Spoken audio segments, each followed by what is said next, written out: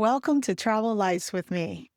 Today we are continuing our North Carolina journey in Buxton, North Carolina, home of the Cape Hatteras Lighthouse. This spot is very special because my very first lighthouse visit was right here, and it's what sparked my love to explore lighthouses. First Cape Hatteras Lighthouse was completed in 1803 to mark the dangerous shoals extending off the coast. This area is where the Gulf Stream and the Labrador Current collide, creating shifting sandbars and shoals that are extremely dangerous for navigation.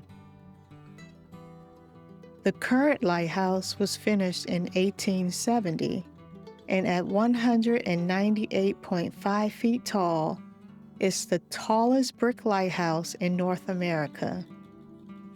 Visitors usually get to climb the 257 steps to the lens room. According to the National Park Service, that's about the same as climbing a 12-story building. As you can see, the lighthouse looks a little different. It's surrounded by scaffolding for a major restoration project. This is the first time in more than a century the lighthouse has been stripped back to bare brick. We are all so used to seeing the bold black and white stripes that it's a little surprising to see it this way.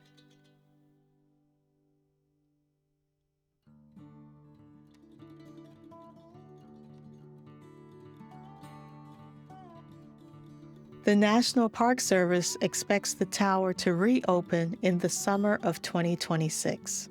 The good news is that the grounds are still open. A visitor's path leads to the Museum of the Sea, which is located inside the double keeper's quarters.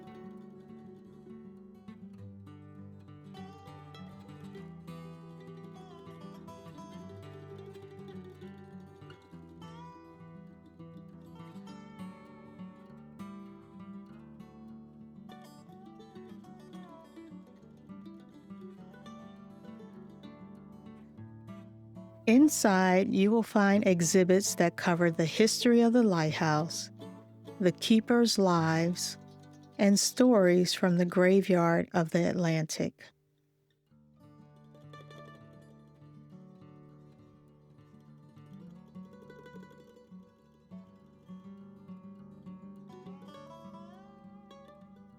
Even under restoration, the Cape Hatteras Lighthouse is still an active aid to navigation.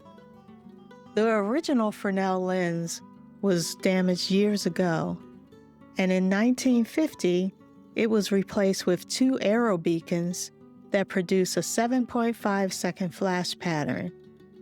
This is 1 second on, followed by 6.5 seconds off. The light can be seen up to 20 nautical miles away. During the restoration, a temporary beacon has been put in its place, and the plan is to install a replica of the original first-order Fresnel lens once the work is completed.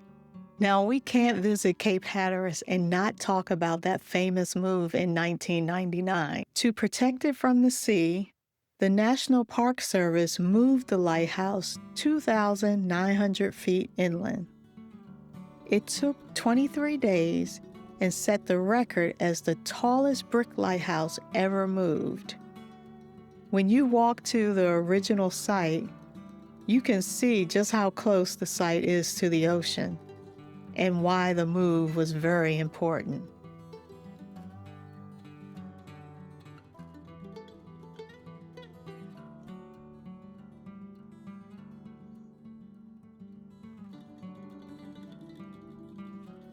Even with the scaffolding, the Cape Hatteras Lighthouse is definitely worth the visit.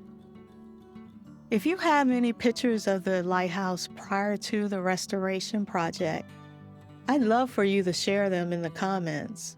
If you haven't already done so, I would love for you to subscribe to the channel so you don't miss out on our next lighthouse stop. And I do want to thank you all for being so kind and so encouraging to this channel. It really does mean a lot. So on our next stop, we will be taking a ferry to Ocracoke Island to visit the Ocracoke Lighthouse. Until then, I will see you at the light.